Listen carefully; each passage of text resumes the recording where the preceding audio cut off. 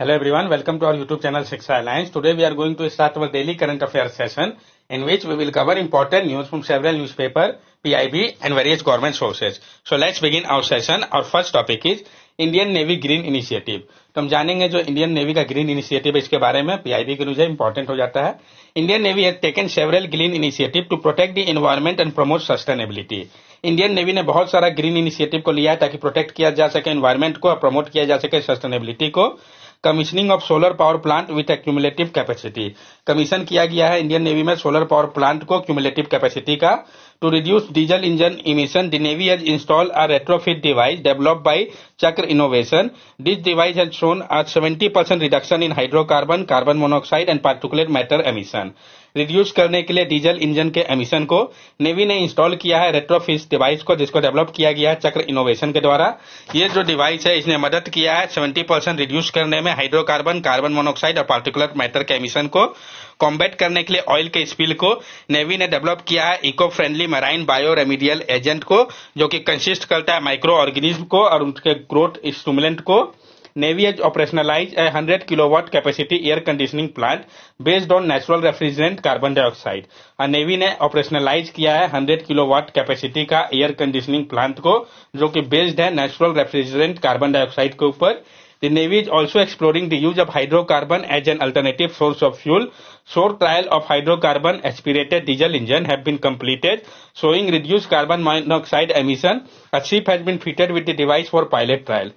Navy जो है वो एक्सप्लोर कर रही है उपयोग को हाइड्रोजन का, ताकि एक अल्टरनेटिव सोर्स ऑफ फ्यूल के तौर पे हाइड्रोजन का उपयोग किया जा सके। जो शोर ट्रायल था हाइड्रोजन एस्पायर डीजल इंजन का, इसको कंप्लीट कर लिया गया है और इसमें पाया गया है कि कार्बन मोनोऑक्साइड का जो एमिशन है वो कम हुआ है। शिप को फिट किया गया है डिवाइस के साथ पायलट ट्रायल के लिए।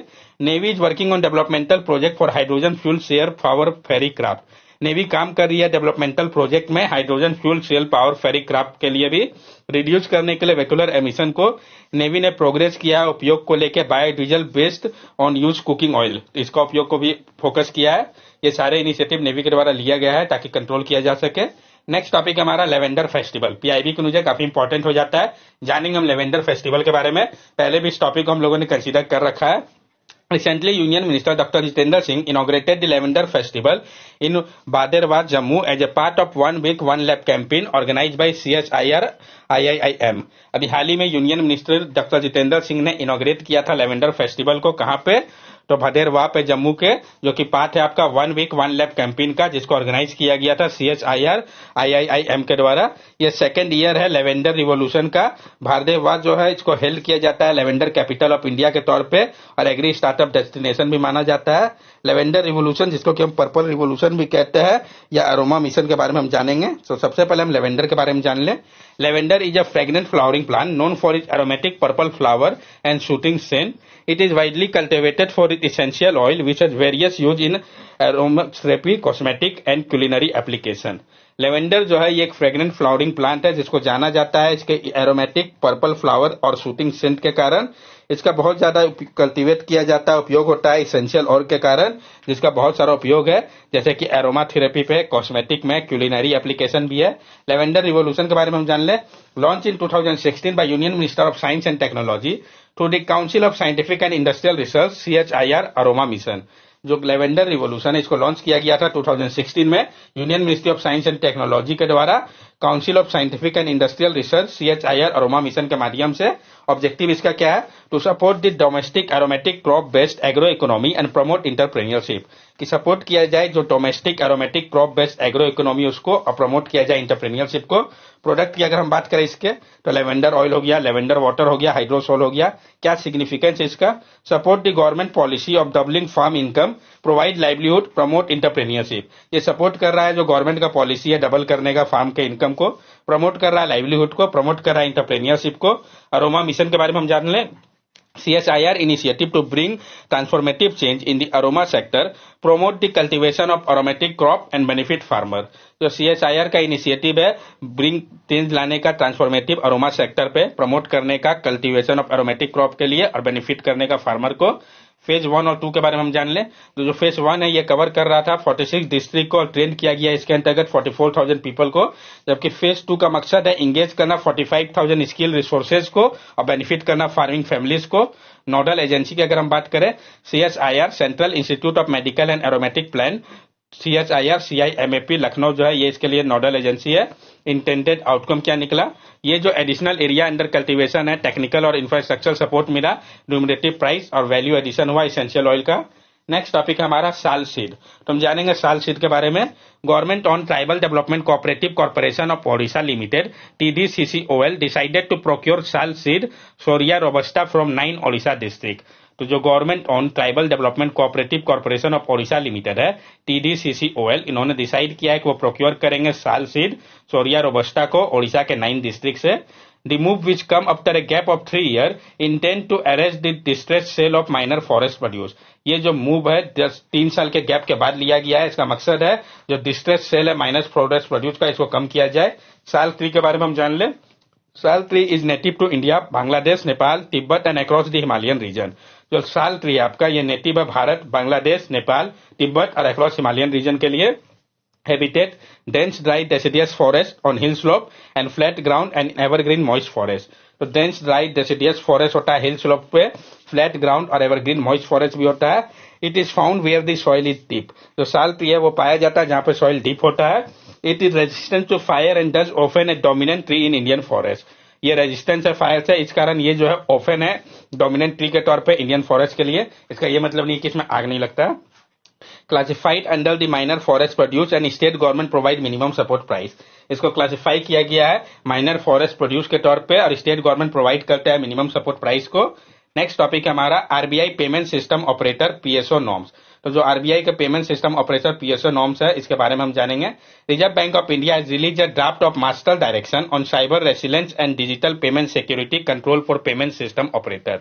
रिजर्व बैंक ऑफ इंडिया ने रिलीज किया है जो ड्राफ्ट है master direction on cyber resilience and digital payment security control for payment system operator के लिए। तो हम जानेंगे सबसे पहले पेमेंट सिस्टम ऑपरेटर के बारे में, PSO के बारे में। Payment system operator PSO are entities that facilitate the movement of fund between payer and payee in electronic payment system. They provide the necessary infrastructure and technology to enable various payment transactions such as online payment, card payment, mobile payment and electronic fund transfer। जो payment system operator होता है वो इंटाइटीज होता है जो कि facilitate करता है मूवमेंट को फंड का पेयर और पेई के बीच में इलेक्ट्रॉनिक पेमेंट सिस्टम के माध्यम से। ये प्रोवाइड करता है नेसेसरी इंफ्रास्ट्रक्चर और टेक्नोलॉजी को जो इनेबल करता है वेरियस पेमेंट ट्रांजैक्शन को, जैसे कि ऑनलाइन पेमेंट हो गया, कार्ड पेमेंट हो गया, मोबाइल पेमेंट हो गया या इलेक्ट्रॉनिक फंड ट्रांसफर हो गया। एग्जाम्पल की अगर हम बात करें जो कुछ पॉपुलर पेमेंट सिस्टम ऑपरेटर है जैसे कि पेपल हो गया, रुपए हो गया, वीजा हो गया, मास्टर कार्ड हो गया, पेटीएम हो गया, ये सब काम कर रहे हैं इंटरमीडिएटरीज के तौर पे प्रोसेस करने में और सेटलिंग करने में पेमेंट को बायर और सेलर के बीच में ऑनलाइन ट्रांजैक्शन के दौरान। गाइडलाइंस क्या है इसके लिए? ये propose guideline require PSO to implement inventory management, approve cyber security measures and crisis management plan and comply with vessel standard. जो अप्रूव गाइडलाइंस है ये रिक्वायर करता है PSO को कि वो इम्प्लीमेंट करे इन्वेंट्री मैनेजमेंट को, अप्रूव करे साइबर सिक्योरिटी मेजर को, क्राइसिस मैनेजमेंट प्लान होना चाहिए उनके पास और फॉलो करना होगा उनको वेसल स्टैंडर्ड को। PSO will have to report any unusual incident including those involving cyber attack, internal fraud etc. to RBI within 6 hours of detection। PSO को रिपोर्ट करना होगा अगर कोई भी अनयूजुअल इंसिडेंट होता है जिसमें कि cyber attack, internal fraud etcetera सब आएंगे RBI के पास 6 आवर के अंदर ही डिटेक्शन होने के। Provision of this direction shall apply to all authorise non bank PSO। और जो प्रोविजन इस डायरेक्शन का ये अप्लाई होगा सारे ऑथोराइज नॉन बैंक PSO के ऊपर। The board of PSO has been made responsible for ensuring adequate oversight over information। जो बोर्ड है PSO का उसको रिस्पॉन्सिबल किया गया है इंश्योर करने के लिए एडिकेट ओवरसाइट ओवर इंफॉर्मेशन के लिए। मकसद क्या है एम इस गाइडलाइंस का? These measures are intended to improve cyber safety and protect digital payment system। ये जो measures है इसका मकसद है improve करना साइबर सेफ्टी को और प्रोटेक्ट करना डिजिटल पेमेंट सिस्टम को। नेक्स्ट टॉपिक हमारा गोल्डन ट्रायंगल। तो हम जानेंगे गोल्डन ट्रायंगल के बारे में।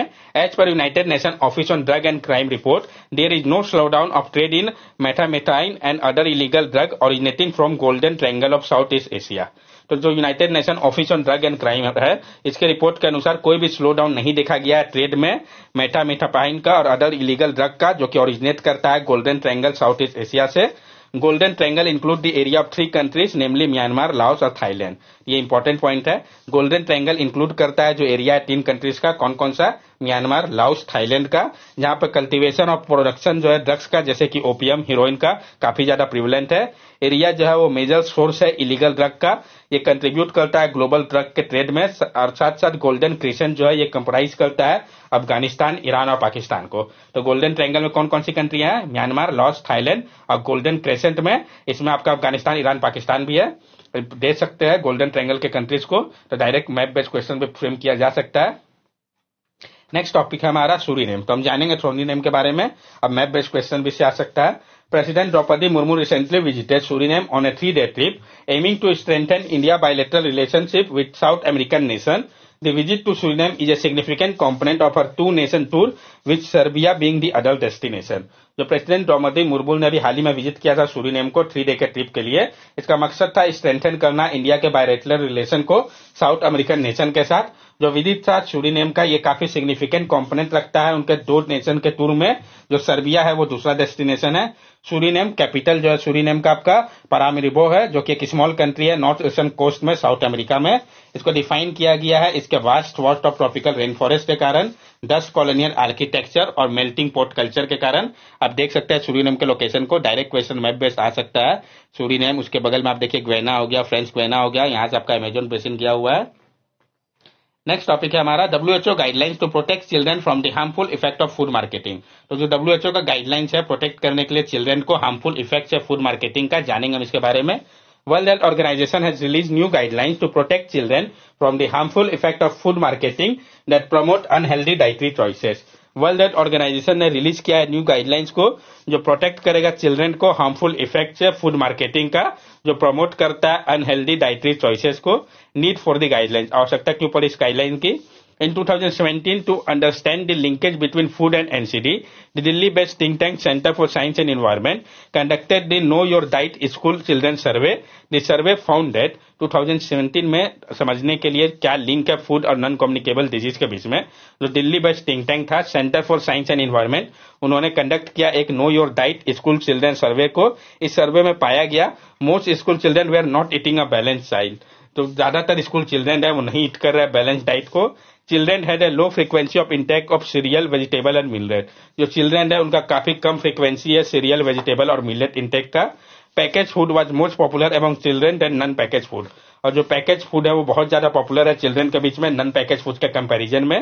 प्रीवियस गाइडलाइन क्या था? 2010 में WHO ने सेट किया था रिकमेंडेशन को मार्केटिंग को लेके फूड और नॉन अल्कोहलिक बिवरेज का चिल्ड्रन के लिए।